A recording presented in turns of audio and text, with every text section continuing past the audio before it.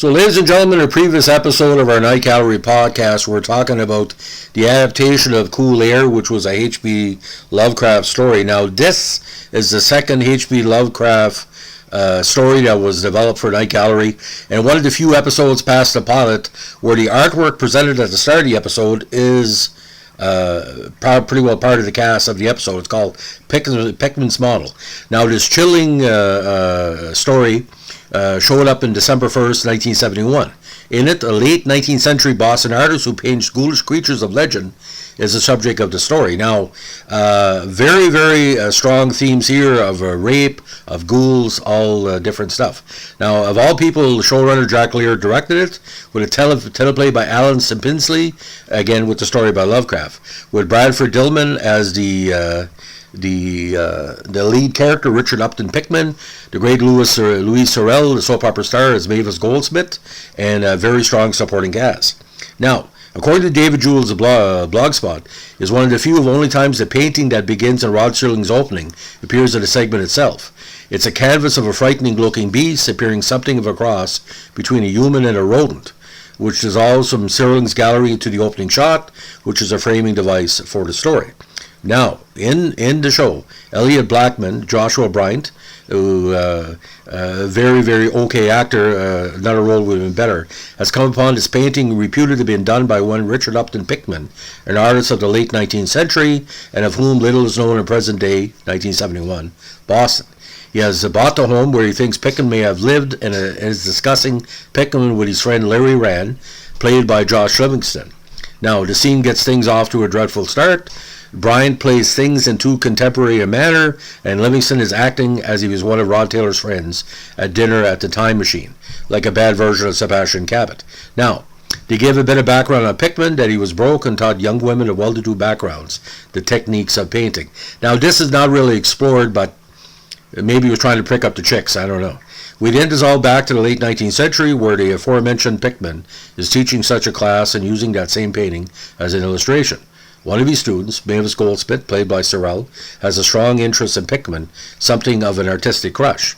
The students have been told to paint what they see, and she has painted a vase of flowers which are wilted. She tells the teacher that she sees a power, a magnetism in his eyes, and he suggests that the painting of the hideous creature is what he sees, perhaps even of a self-portrait. As the class concludes, Pickman is informed that his services are no longer required, as some of the young women's parents find him an improper influence on their daughters, with examples of beastly creatures rather than bowls of fruit, one supposes. Now, Miss Goldsmith overhears his dismissal and expresses strong outrage over this injustice to Pickman. He waves her off and leaves, and she follows him to a tavern where he was taken to table to have tea.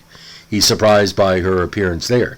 When she asks him about the painting of the creature and of the rumor that he's working on an entire series of such grim paintings, he tells her a story of a legend, or maybe it's not a legend, of creatures from the Boston area's past that are more foul and lonesome than the putrid swine that clings to the walls of hell.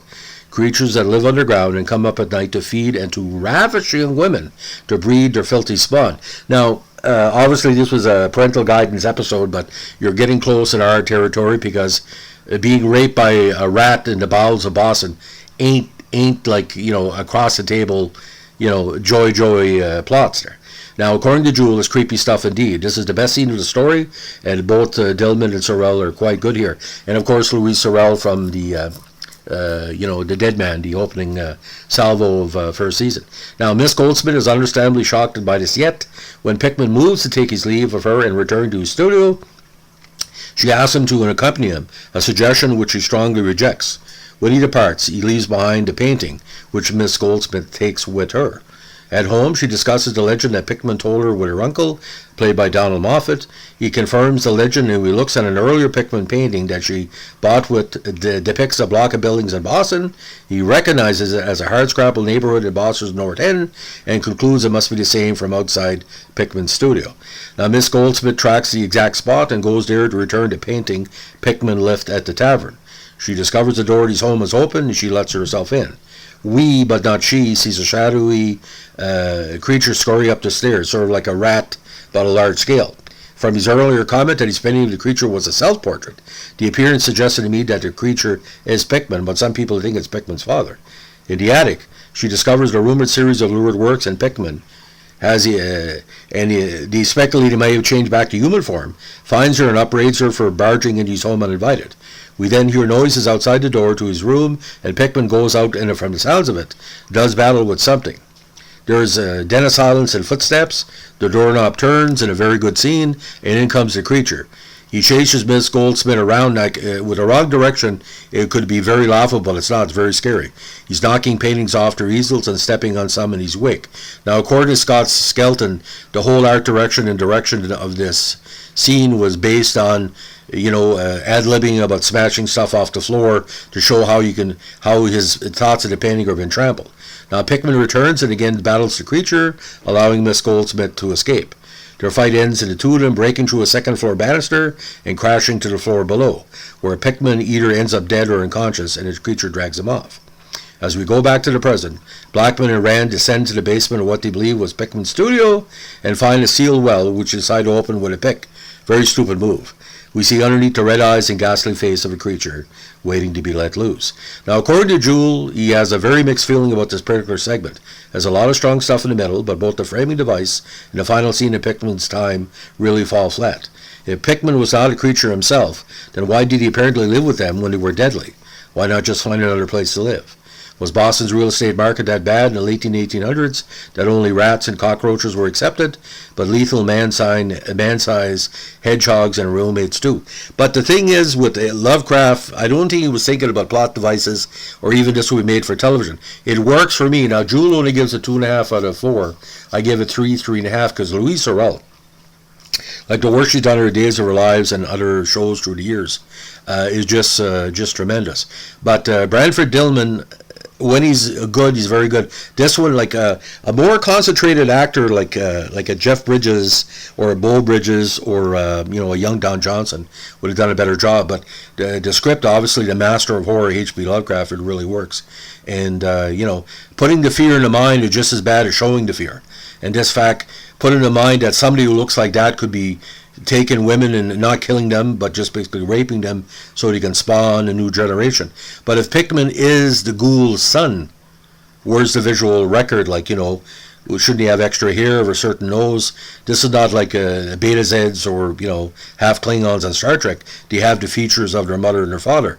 If he's if he's not the son of, maybe he was the person saying, okay, you've been kept alive, I'm keeping you alive, you'll bring all these women in, I'll rape and take care of them when they're leaving your studio. That's the only explanation.